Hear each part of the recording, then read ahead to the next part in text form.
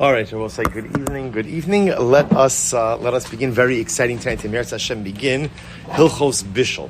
So Meretz Hashem, my hope is to be able to spend a good number of shiurim on Hilchos Bishul. As we're going to see, there's a lot of different pieces to this area of halacha. Whereas normally when we come to Hilchos Bishul, often the focus is on the halachos of shehiyah and chazorah. The halachos concerning again maintaining food on a fire Erev Shabbos going into Shabbos, or returning food to a fire on Shabbos itself. But for tonight, and we definitely, of course, will delve into that, but tonight, what I'd like to really try to do is give a little bit of the conceptual underpinnings of this particular halacha. So let's begin with number one. As always, we begin with the same Mishnah, Maseches Shabbos, on Daf Ayin Gimel Amud Aleph. And the Mishnah says, Avos Melachos Arba'im Chaser Achas. Remember again, there are 39 Melachos. And again, skipping on, although I just want to point it out, when we started this series, we are very medactic on going on the order of the Lamites Melachos. So I just want to, for the sake of intellectual honesty, we skipped a couple in order to get to Bishul, but in Meretz Hashem we're going to come back. We skipped actually a couple of good ones like Lush, kneading, where there's a lot of interesting halachas. But I wanted to sink our teeth into Bishul. So we come now to one of the Melachos called Ofeh, baking. Now Rashi points out something very interesting in number 2. He says, Ofeh lo hava b'mishkan. So remember again, Rashi in this Mishnah, every single time he quotes one of the Melachos, what Rashi does is he tells us where this Malacha occurred in the Mishkan. Rashi points out that Ofeh baking did not occur in the Mishkan. What does that mean? He says, the lo shayach ele bepas. Now when Rashi says that Ofeh, that baking, didn't take place in the Mishkan, remember again, the 39 Melachos are the Melachos necessary for the creation and fabrication of the Mishkan, not Melachos necessary for the running of the Mishkan. So as such, there was no Malacha of baking that was done in the construction or the creation of the Mishkan. There was no such thing like that. So where did Ofeh come up? He says Ofeh came up by pas, by lechem aponim. Lechem aponim, upas lo shaycha b'melachas hamishkan. Aval kulhu kamaisa havi b'samemanim shal tzeva tchilas v'agama v'tola shani.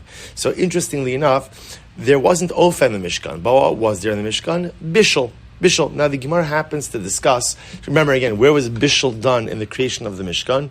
Bishul was done in the cooking of different herbs and different plants in order to create the dyes that were necessary to color the various curtains and fabrics of the Mishkan. So the Gemara itself asked the Kasha as to why why doesn't the Mishnah say Bishul?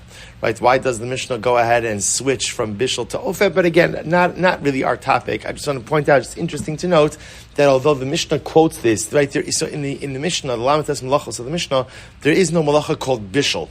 There's no Malacha called Bishul. The way the Mishnah terms it is Ofeh, is baking. Now this is actually going to become very interesting because one of the topics that we are going to discuss, not this week, but in coming weeks, is what are the ramifications ultimately, again, of subjecting an item to multiple forms of cooking? Let's say, can you bake an item that has been cooked, or can you cook an item that has been baked? So this notion that Afiyah and Bishul are two separate things, again, we'll come to, but in any event, that's how the Mishnah terms it, Ofeh. What's our definition? What is the definition of Bishul? So the Rambam in Hilchos Shabbos, source number 3, writes as follows: Klalo shel davar. The Rambam writes, so here's the klal of Bishul.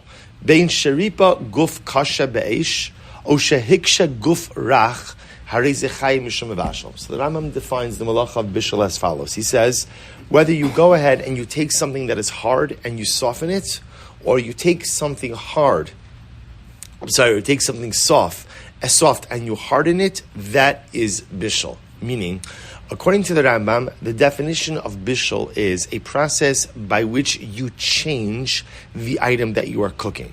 So if you were to subject an item to a cooking process and there were to be no change to occur within the item itself, according to the Rambam, one would not have committed an act of Bishul. And I will say, I mention this because it's actually very interesting. Remember again, we had this machlokes, remember again by Zoreya, right? By Zoreya we had the machlokes.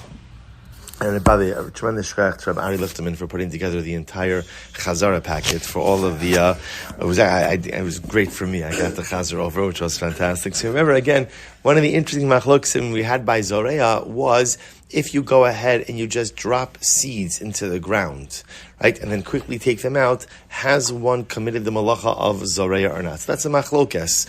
What's interesting to note is by Bishul, let's say you were to go ahead and you were to take a loaf of bread, and you were to put it in the oven, and a minute later you took it out. So what's the halacha? So bepashtos, again, that according to the Rambam, you have not done anything wrong, right? Why? Because let's assume for a moment that in a minute in the oven, nothing is happening to the loaf of bread. So according to the Rambam, the melacha of Bishul is only violated when one affects some level of change within the item itself. And this is going to become very, again, I will say, remember, tonight we're just kind of creating the intellectual framework or the conceptual framework. We'll see how to plug this in. So you could subject an item to a cooking process, but if no change occurs to the item, the melacha of Bishul has not been transgressed. Now, it may still be an Isser D'Rabbanan, but it's not going to be an Isser D'Oraisa. Okay. So as I say now, when is the melacha complete? In other words, so according to the Rambam, you only go ahead and violate the melacha of Bishul is if you affect some type of change. Make something soft hard, make something hard soft. So how do I quantify that within food items themselves? So here we come to a very important distinction between what we call a davar yavesh and a davar lach. Davar yavesh is a solid food item. Davar lach is a liquid. Now, how we define those things, we'll get to in just a moment. But take a look at number 4. So this is a great Gemara. The Gemara says, Amar Belazar, Amar Rav, Kedei shiatzulimi ba'odyom k'maychel ben drusai. So I will say, here we go. For a davar yavesh, for a dry item or a solid item, one does not transgress bishul until one cooks the food to what we call Michael ben Drusai. Now, who is ben Drusai? So keep your finger on number 4 and just go to number 5 for just a moment. Ben Drusai, listis haya. He was a robber. So I guess being a robber has many perks. One of the things that you have to accept as part of the profession is eating on the run. So Ben Drusai never really got. By the way, here's another mafur shiraya that regular people do not eat their meat anything less than well done. I just want to point out. I know that might be offensive to some, but I'm saying clearly at least Bisman Gemara, the only people who ate undercooked meat were listim. We're robbers. Okay, whatever. In any event, so interestingly enough, so here going back to number 4, so the Gemara says as follows. So Rav says, what is the definition of bishul for a solid cooked food? So he says it's enough ultimately that it reaches level of ben drusai. Itmar nami amar Rav Asi amar Rabbi Yochanan kol kishu Michael ben drusai ein bo mishum bishuli nachrim. So we'll say. So by the way, it's one of the next things I'd love to do in our halacha series about the halachos concerning pasakum and bishul akum. So again, it happens to be over here that he brings out Michael ben drusai by bishul akum as well, which we're not going to touch right now. But the point over here from the Gemara is that when you go in and you cook an item to the level of Michael ben Drusai, right, ben Drusai worthy, then one has transgressed bishul. What is the threshold of Michael ben Drusai? So go back to Rashi number 5 for just a moment. Rashi says, "B'hamevashal bishulo shlish." Rashi says 1/3 cooked. 1/3 cooked is the definition of Michael ben Drusai. So we'll say this is incredibly important. So therefore, what the Gemara is telling me is like this: if you were to take a food item and you were to cook it, but you were to cook it less than one, so let's work backwards. If you were to cook it 1/3 or more, right, then halacha l'maisa one has transgressed bishul. Less than a third, one has not transgressed bishul. Again, it may still be an Isser D'Rabbanan, but it's not going to be the Isser D'Oraisa. Now, the Rambam in number 6 disagrees with Rashi. This is a yisodistic machlokes Rambam and Rashi, and the Rambam writes in number 6, Aval nispashal kulo chatzi bishul chayiv. The Rambam holds Michael ben Drusai is not a third, but rather Michael ben Drusai is a half. Now, I will say, here's what's interesting is, what does it mean, a third or a half? What does this mean? So remember, we come over here to an interesting machlokes as to whether or not this is a din actually like in the product or in the amount of time in which the product is cooked. So the Chazon Ish is of the opinion that Michael ben Drusai is a din in cooking time.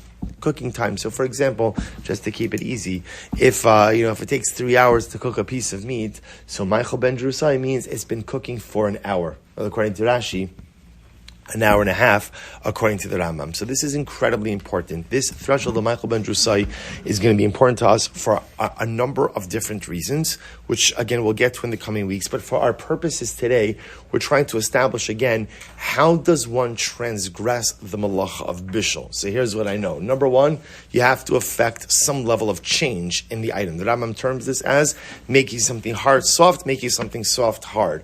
What does that mean practically? So now we have an answer. For salads, it means cooking it to the level of ben drusai. K'meichel ben drusai. How much is Meichel ben drusai? Rashi, 1/3 cooking time. Rambam, 1/2 cooking time. Okay, so that's by solids. What about by a liquid? So take a look at number 7. So the Gemara here says as follows. The Gemara says, Shmuel, echad shemen ve'echad mayim, yad soleh desbo. Shabbos say liquids are going to have a totally different threshold. By liquids, one transgresses the Melach of Bishul when one heats up liquid to the level of yad soleh desbo. Now, what is yad soleh desbo? So Rashi says in number 8 over here something very interesting. Rashi says soledes nimsheches la'achoreha midaigo shelo tichve. A person would withdraw their hand out of concern that they may get burned. Now, it's very interesting. I'm sorry? It sounds like it's subjective, like everything in halacha, you have to create an objective. You have to create an objective metric. So, same thing again. Meichel ben Drusai is also subjective, right? Rashi's saying it's a third, and the Rambam saying it's a half. So, correct. But we're going to objectify all of these things. So, I just want to point out something very interesting over here. Rashi's definition doesn't mean that the item has to be boiling. If you notice, his lashon is very interesting. Rashi says it's the temperature at which a person would withdraw their hand because they're afraid, right? Because they're afraid it might be too hot. So it's at a level where a person would be concerned ultimately, again, because of the temperature of the item. So before we get to what that is, so just understand this fundamental difference between solids and liquids, right? A liquid, and again, this is all going in the Rambam's definition, that one violates the Melach of Bishul when one affects a change in the state of the item. In a solid, change is defined by subjecting the solid item to a sustained amount of cooking. How long?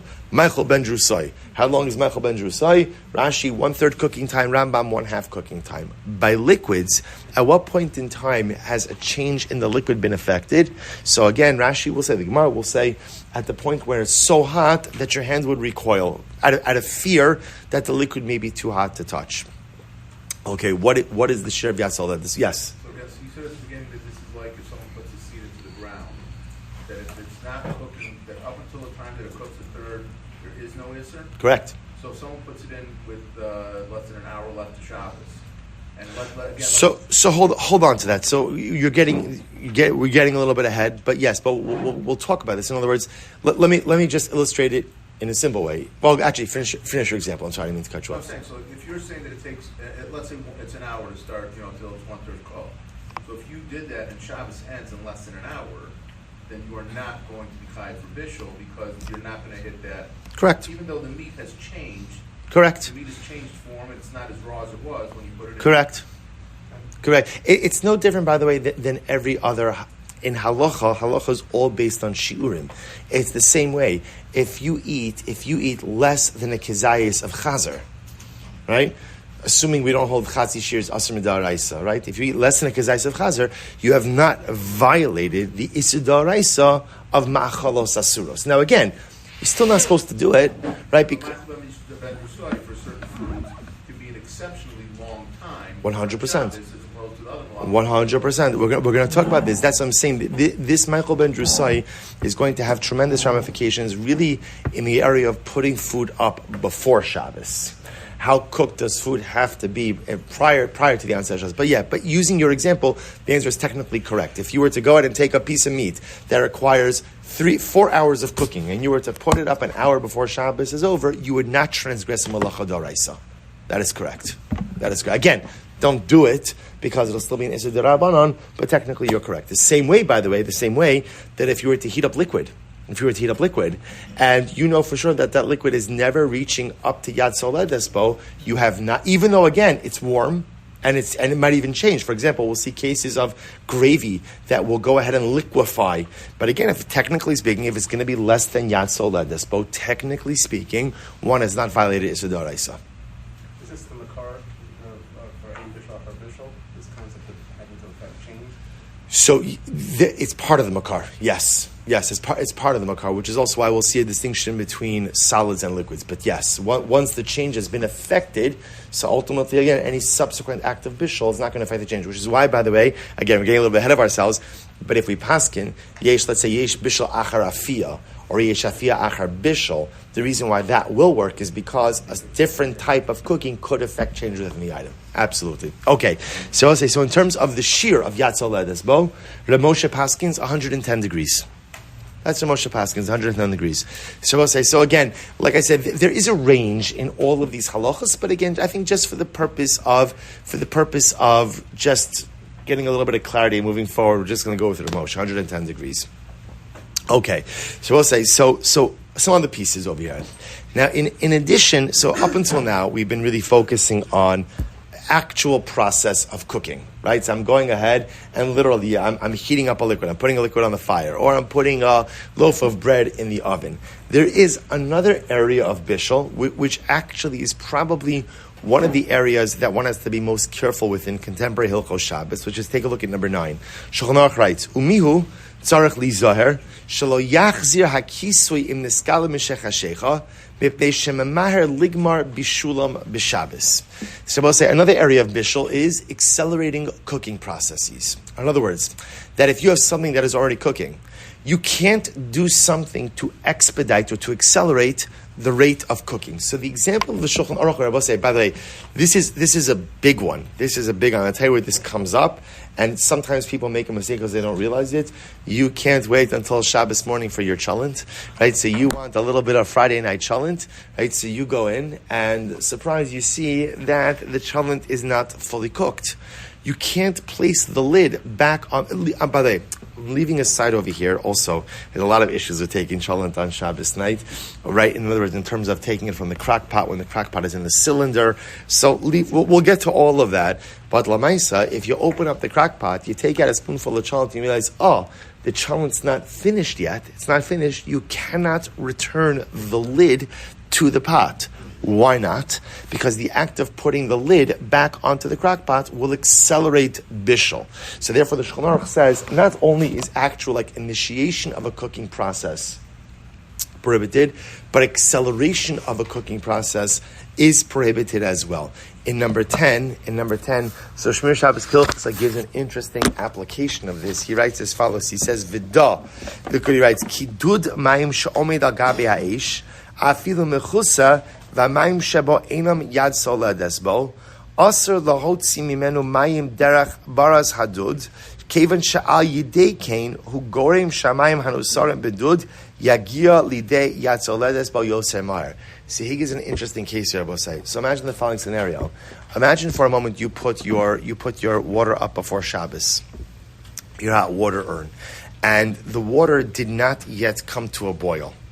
So the Shir Shabbos Hilchos says you can't take water out of there on Shabbos before it comes to a boil. Why not? Because if you remove some water, then what's going to happen, right? Then ultimately, again, the remaining water boils quicker. So you know, say this is actually a big thing. Again, in general, we're going to talk about how urns are one of the things. You know, sometimes we think that as long as I put my urn up before Shabbos, I'm good to go. It's not totally true. Really, the water should be boiled before Shabbos. The water should be at a boil before Shabbos, because if not, again, technically speaking, if that didn't happen, it doesn't mean that I'm transgressing anything.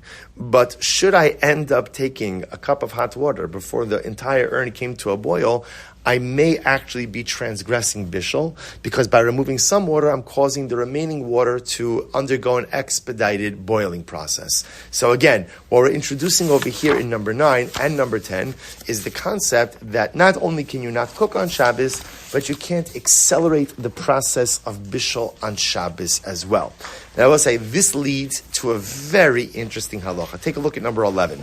The base, yes? So then, in the first hour, again, for Malachos, if you accelerate the cooking process, even though you're not high for bishul yet, you be from the aspect that it's not yet 1/3, But would you be chayiv if you're accelerating the cooking process within that first hour? Yeah. So the shaila just is acceleration of the cooking process may or may not be an iser d'oraisa. So yes, you would be in violation of an iser probably midrabanan. But halacha lamaisa again before it reaches the threshold of Michael ben Drusai, I take it back. Before it reaches the threshold of Michael ben Drusai, according to most poskim, you're not doing anything. There's nothing that's happened. So Once it gets water in the urn before it's boiling is not yet bishul. No, that's not true because remember there's a gap between yasol ledesbo and boiling, right? In other words, that even when something is yasol ledesbo, bringing it to a higher heat could still be a ma'isa bishul. So even if the water is yasol ledesbo, right? Lamaisa again, if it's getting hotter and you remove some of the water, so now the rest of the water is going to get hotter, that could be halachically problematic. So So if you have something, it would seem that even if you have something that's fully cooked, and you do something to accelerate what's So left. well, let's see. We're gonna get to Amir Tzashem. What happened if you took the water out and you found out it's not boiled? Then what do you do? Oh, so that's a different discussion. If you end up doing a Maisa Bishul on Shabbos, we'll talk about that. We made reference to it. Remember again the last Borish here. It's not a Maisa Bishul because now it's just you just accelerated. Yeah, it's a Maisa Bishul. It is a Maisa Bishul. So whatever the ramifications are, ultimately again would apply to that as well. Take a look at number 11. So we'll say. So now we come to a very interesting kolbo. The Beis Yosef quotes as follows. He says in number 11. He says like this: Kasav al kolbo shekasa b'sof tuvarav. This is a very, very interesting ramification over here. The hamagis kedera sha'al gabe ha'esh chayiv mishum mevashal. The kolbo writes that if one stirs food in a pot, now it's important to understand what the kolbo is referring to over here. So he says you have a pot that's on the fire. So he says to go ahead and stir that pot. Chayiv mishum mevashal. You are chayiv for cooking. Listen to what he says. Afilu b'tavshul shenis bashal kol tzarcho shi'ala eish. Even if the food is fully cooked. So we'll say, so let's take a step back. So I understand if I take out a pot, if I have a pot of food, and again, let's say, sometimes one of the complicated things in Hilchos Bishul is the way to learn Hilchos Bishul is you have to learn like 4 topics simultaneously in order for all of this to make sense, because Lamais, again, he's referring to food on the fire. So remember again, technically speaking, you can't really maintain food on an open fire. Erev Shabbos going into Shabbos, you have to maintain food on a covered fire. But we're not gonna get fully into this right now. So let's just take it at face value. So you're maintaining food on a fire, right? So now again, obviously, if I were to open that pot and I were to stir that pot and there's uncooked food there, of course that's going to be bishul, right? Why is that bishul? Why is it bishul?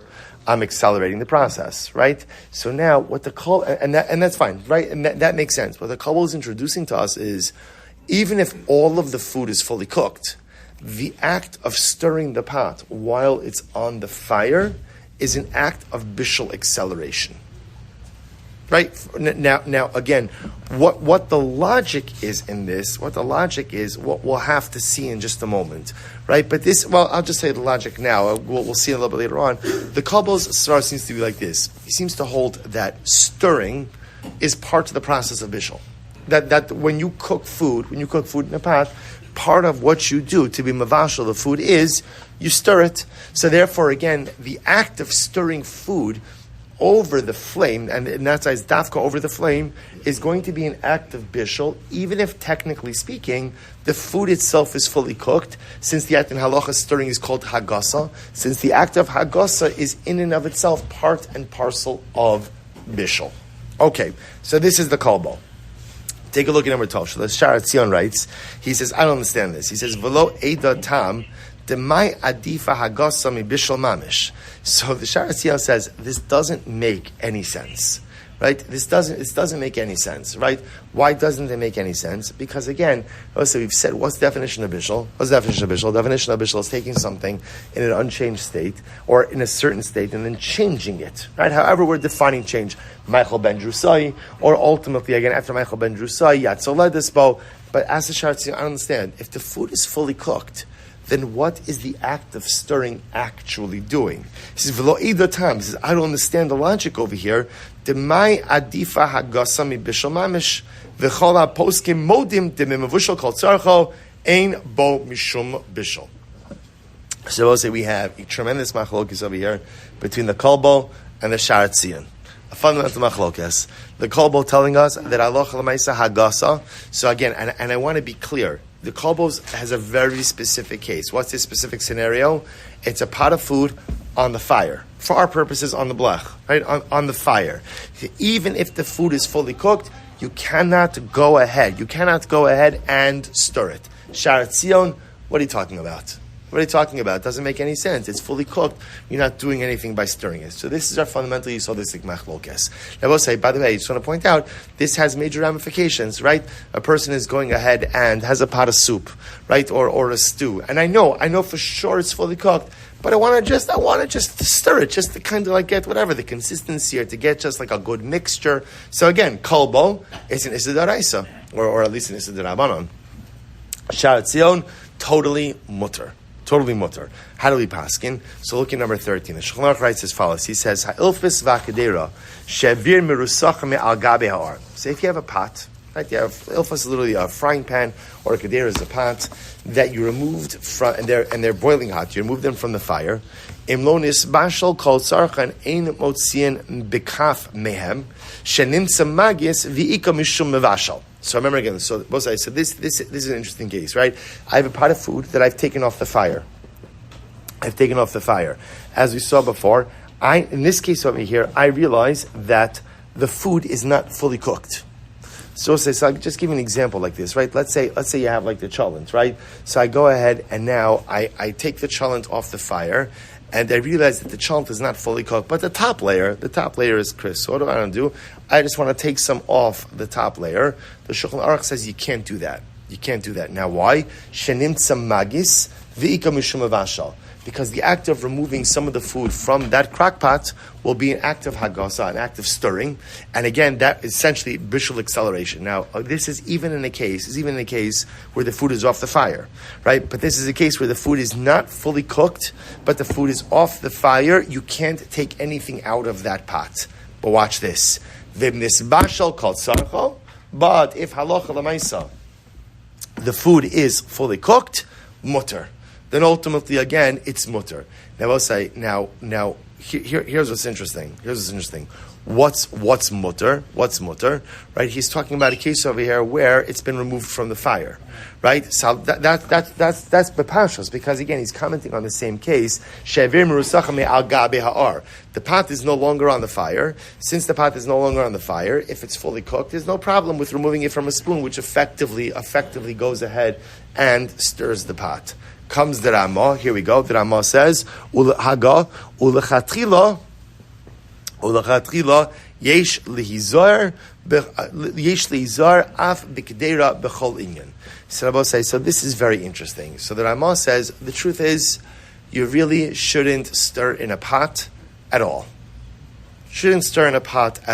Right? So what should you do? Take a look at the Mishnah number 14. So the Mishnah writes, first of all, we have two halachas over in 14. Kuf Yud Gimel. First, Shavir Merusachin. Nakat Shavir l'Rabusa da'afilu bazeh asik shalom nespashal kol tzarcho. O b'nespashal kol tzarcho afilu omed agabeh or muter lahotzi bekaf kemasha beis Yosef al be'elyar masik teish bazeh. So we'll say, now watch this. So the Mishnah points out something very interesting. Mishnah says the Shulchan Aruch's case is where you've removed the pot off the fire. Right? So now the Shulchan Aruch is saying is, even though the pot of food is not on the fire, halacha l'maisa, if the food is not fully cooked, you can't remove food from that pot, because doing so ultimately again will accelerate the bishul process. But it's not on the fire. So again, this is another halacha, right? The other halacha is kli rishon is mevashal, right? The utensil itself has the ability to cook even if it's no longer on the fire. So therefore, if you take something off the fire and then you realize, hey, it's not fully cooked, you can't take any of the contents out of that pot, because to do so ultimately again would cause the accelerated cooking of the other stuff. However, what the Mishnah Berurah does say, Mishnah Berurah says, but if the food is fully cooked, even if it's on the fire, you could remove stuff with a spoon. Even though what's going to end up happening? You're going to end up stirring. So we'll say, what do you see from here? So the Mishnah Berurah, which makes sense because we saw the Sharat Siyam before, the Mishnah Berurah rejects the kolbo. He rejects it, right? And Mishnah Berurah says that halacha l'maisa, once food is fully cooked, there's absolutely no problem removing anything with a spoon, no problem stirring anything, not a problem at all. But yeah, but here's what's interesting. But the Ramah came along and said, but really you should just be machmir with everything.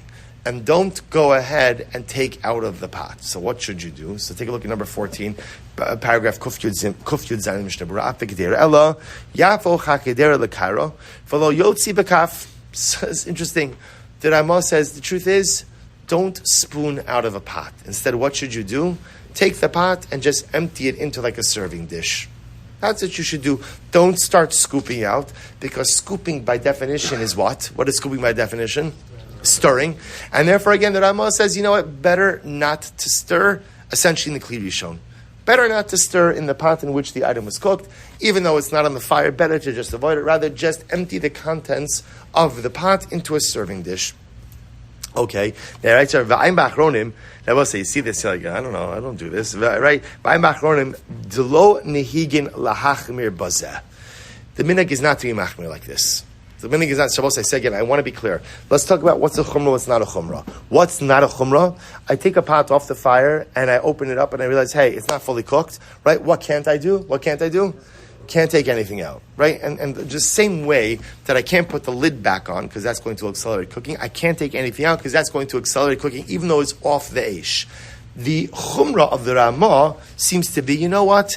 Even when the food is fully cooked, and even when it's off the fire, which I will say, if you think about it, is even more machmir than the kolbo, right? Because the kolbo is saying that you shouldn't stir fully cooked food in the pot while on the fire.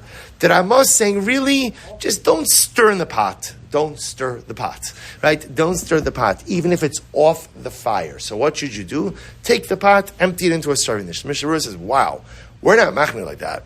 We are not machmir like that. He says, "Tibe'emes ha'ikar kimo shekasvu." Tibe'emes ha'ikar kimo shekasavnu mitchila timavushal kol tzarach afi lahagis mutar. Because again, the Mishnah Berurah says we don't really even hold like the kolbo, right? We don't really hold like the kolbo. And halacha l'maisa, if you have fully cooked food in a pot, even if that pot is on the fire, technically speaking, it's not a problem. It's not a problem. So the Mishnah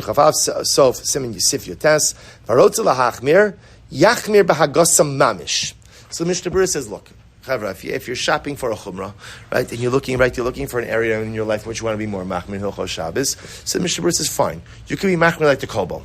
What's the chumrah of the kolbo? Don't stir the pot while on the fire. Okay, the Mishnah Berurah says, again, I want to be clear. The Mishnah Berurah is not saying you have to be machmir. The Mishnah Berurah is saying if you're looking to be machmir in a certain area, then be machmir like the kolbo. Varotz lahachmir yachmir b'hagasa mamish, aval lahotzi b'kaf ein lahachmir klal, b'nispash l'kol tzarcha ve'ena ala ish. So therefore, Rabbi say, so bottom line is that halacha l'maisa, the Mishnah Berurah says, once the food is fully cooked and been removed from the fire, there is absolutely no reason to be machmir. In other words, and therefore you could stir, you could serve, it's not a problem. If you want to be machmir in a certain area, you can be machmir while the food is on the fire, right? Because that's the kolbo. That's the kolbo. Again, I will say all of this is presupposing the food is fully cooked, because obviously if the food is not fully cooked, you can't do any of this, right? Certainly on the fire and even off the fire. So again, I just want to point out, this is ma'asim b'chol Shabbos, right? A person is serving soup. You know, sometimes like the chicken or the vegetables settle to the bottom of the soup. So what do? You want to take the ladle and you want to go to the bottom of the soup. So we'll say, effectively, you're stirring the soup pot. Is one allowed to do this or not? So first of all, it's interesting. We're going to see, ideally, what should one do if one wants to do this? Ideally, remove the pot off the blech. Now again, I just want to point out, because sometimes, especially if you're at someone's house, you see them do something, just to point out, if the food is fully cooked, and they are serving even on the blech, technically speaking, it's mutter, right? We're presupposing the food is fully cooked. But it appears that is not the ideal. That is not the ideal.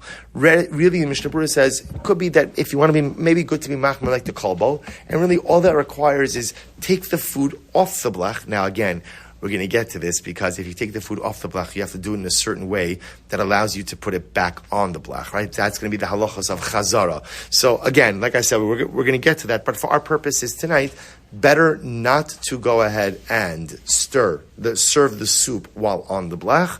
Better to take it off, go ahead and serve, and then you could serve, you could stir, you could do whatever you want with that soup, right? Because halacha l'maisa, the Mishnah Berurah says there's no need to be machmir with hagasa when the item is off the blach. Okay, it's an interesting idea. Yes? In this case, does fully cooked just mean anything after Ben Drusai? No. So this is, and this goes to the Chaim's point also. So here's what I want to point out. Remember, Mechel Ben Drusai is the moment when something is considered to be halachically cooked. But the halacha recognizes that there's still much more cooking process to undergo. It's just on a technical level, if you cook something and it didn't reach the threshold of Mechel Ben Drusai, you have not committed a malacha d'oraisa, right? I'll give you a simple example. The same way that if you carry an object in Rosh Hashanah, you only carry it 2 amos, right? Okay, so you haven't transgressed. But remember, once you've carried Dalet amos, if you carry another 2 amos, you're still in violation. So Mechel Ben Drusai is just the threshold at which the malacha starts, but not that's the way it is said. Mechel Ben Drusai is the threshold at which the malacha starts, and not when the malacha ends. So fully cooked here, like for the 3-hour meat, it would be 3 hours. 3 hours. Fully cooked here means cooked. Now again, is this subjective? Yeah, could people eat things at different levels of cooking? 100%. But fully cooked means that this is the way I would normally eat this object. Yeah, then chilling's a problem. I'm sorry? Then chilling's a problem because most people like Shabbos after, Shabbos for lunch, and if you take it Friday night, it's a different. So what is called sarcha when it comes to chilling? Is it Shabbos afternoon cooked or is it Friday night cooked? It's cooked that you would feel comfortable eating it. The fact that you're taking it. The fact that it means that in other words, you wouldn't be taking it unless like you were ready to eat it, assuming you're out of yeshiva, So like, again, correct. In other words, the fact that the consistency or even the taste changes doesn't mean that it's not fully cooked. The pasha says if I'm ready to eat it Friday night, it means that for me it's mavushal kol tzarcho. So we'll say, so this is a really interesting one. So again, so what you essentially see is, on one hand, the Shatzin, the Mishnah Berurah says that we don't pass like the kolbo, but yet the Mishnah Berurah seems to tell us that one should be machmir like the kolbo. So again, now both like this matter. Okay, so let me just tell you this because this actually matters a lot, even though I'm going totally out of order. Where does this come up in terms of, let's say, a situation where you don't have to be machmir like the kolbo? Let's say for example, I have my chicken soup I have my pot on a fire that I can't return it to. I'll give you a simple example like this. Now, I'm going to throw something out, and then I'm not going to explain it. We'll come back to it. Let's assume for right now that a hot plate is not considered to be like a covered fire, which means, according to many poskim, once you take something off a hot plate, you cannot put it back on a hot plate. You cannot. A hot plate is not like a blech. Let's assume that for just a moment right now, okay? Subject to machlokes, but again, let's assume that. So watch this. So now if I have chicken soup on the hot plate, and now what happens? So okay, I see Mishnah, I want to be like the kolbo. So I want to take it off, and I want to go ahead and serve it off the hot plate. What's the problem? If I take it off, I can't return it. But let's say I need hot soup for later on, or I need hot soup for tomorrow. So again, it would seem to be in a situation like that, it would be better not to be machmir like the kolbo. In other words, this is why in halacha in general, it's always good to know the distinction between what's a halacha and what's a chumrah. What's a chumrah? 2 very different bodies of knowledge. Right? So halacha l'maisa, the Mishnah Berurah says be machmir like the kolbo when you can. But should you have a circumstance where being machmir like the kolbo is going to create other related halachic issues, then ultimately one doesn't have to be machmir like the kolbo. Like I said, forget about that piece of the hot plate right now. We'll come back to it, Emir Hashem, because that's a big machlokes also. Good. So let's go weiter. So take a look at number 16. So some interesting contemporary response about the kolbo. Rav Moshe writes about this. He says, Be'im yesh lachush l'ma shehevi amagen Avram b'shem kolbo demagis chayim mishum mevashal afilu b'kedera mevushelas calls Mashiach Aish, Votzas Ochlim Bekaf Mitachtis Hakeder, Nechshav Kagasa. So someone asked Moshe, really, like, do you have to be machmir like the kolbo? So again, the Mishnah Berurah, I just want to point out the Mishnah Berurah himself is not, on one hand, he seems to say, like, you don't have to be machmir, we don't pass like the kolbo, but then he says, like, but if you're looking for something to be machmir, you don't have to be machmir like the kolbo, while it's ala Aish. So that's Moshe, the Pashtos. Do you need to be machmir like the kolbo or not? So Moshe writes as follows. He says, I underlined a couple of pieces of it. He says, Tshuva, Hagasa ben especial kol tzarach kishe'ena ala eish leka iser klal. Okay, so this is not a chiddush. Mishnah already said this. So Moshe said, let's start with what everybody agrees with, right? What is even the kolbo? What does everybody agree with? Fully cooked food in a pot that's not on the fire, that's off the fire. Everyone agrees that's what? No problem. Now we'll say, now does everybody agree? No, the Ramah, right? So the Ramah comes along. The Ramah doesn't like you scooping anything out of a pot, even fully cooked food, even off the fire, right? The Ramah prefers that you just empty the contents into a serving dish. But again, Ramosha says we don't pass it that way. Mostly one of these interesting situations where contemporary Ashkenazic practice is not like the Ramah. You don't find that very often. I don't know how often you find it, but it doesn't feel like it's very often. So Moshe says for that, you for sure do not need to be machmir. Okay. Ukidisa beber halacha. Good. Skip to the next one on the lines. Aval ba'oda ala eish ika isr midirabanan ki the kasavatam b'difer shlom ala rosh perakira simin yudalef the shema yita v'yira lo shim mevushalas kol tzarcha v'yavo lichiyuv skila. Okay. So Rabbi says, so this is very interesting. So here, Rav Moshe brings down another potential svara for the kolbo, right? We're trying to figure out why does the kolbo have a problem with if food is totally cooked. The kolbo says you can't stir it or scoop out of it while it's on the fire. So Rav Moshe here quotes from the Tiferes Shlomo on the Rosh, who says something very interesting. He explains, and this is a different svara. He says, what are we concerned about? Say, imagine the following scenario: you have your pot of food on the fire, covered fire, right? You go ahead and you open it up, and as far as you know, it's been cooking for the right amount of time. It's fully cooked. Then what do you do? You start to scoop, and what do you discover? It's not fully cooked. So what have you just done? You've just done a malacha d'oraisa. That is mamish a malacha d'oraisa, right? The pot of food is on the fire, and now I'm stirring it. I'm accelerating bishul. Now again, obviously b'shogeg, of course, not intentional. This is interesting. So therefore, again, I will say it appears that according to Rav Moshe, the logic of the kolbo is we just don't want you to get yourself into a potentially compromised situation. So therefore, don't ever stir or serve food on the fire. Because whenever you do it, you do run the risk of maybe having miscalculated the cooking time or intensity of the fire, and what looks fully done is not fully done. Whereas, if you take it off the fire, and you stir it, even if technically speaking it's not fully cooked, it's an Issur d'Rabbanan, but it's not going to be an Issur d'Oraisa. Yes? Right. So hold on to that, because what the status of that sleeve is going to be a tremendous machlokis as well. Is that considered to be an open fire? Is it a covered fire? Hold on, we're going to get to that. Well, so that's what I'm saying. There's like a lot of concurrent things that we have to do over here, but in Meretz Hashem we'll get to that. So Rav Moshe, therefore, so we'll say, this is just very interesting. So now this is and once, by the way, once Rav Moshe says this, then the truth is the chumrah of the kolbo makes a lot of sense. He's like, quite literally, no pun intended, you're playing with fire. Like, in other words, if you're wrong about the contents of the pot, you really do run the risk of violating an Issur d'Oraisa. So therefore, again, just to obviate any concerns, don't serve and don't stir on the fire. Skip. The himself doesn't sound like it's a chashash at the Rabbanan. The Kabbalah himself says, just the way the business that you're chayiv Mishum Melachos, and not like a chashash that maybe it's not. Right, correct. So that's why, again, the pashut pshat in the kolbo is that the kolbo holds that hagasa is part of the Ma'aseh Bishul. It's like the Gemar Bishul.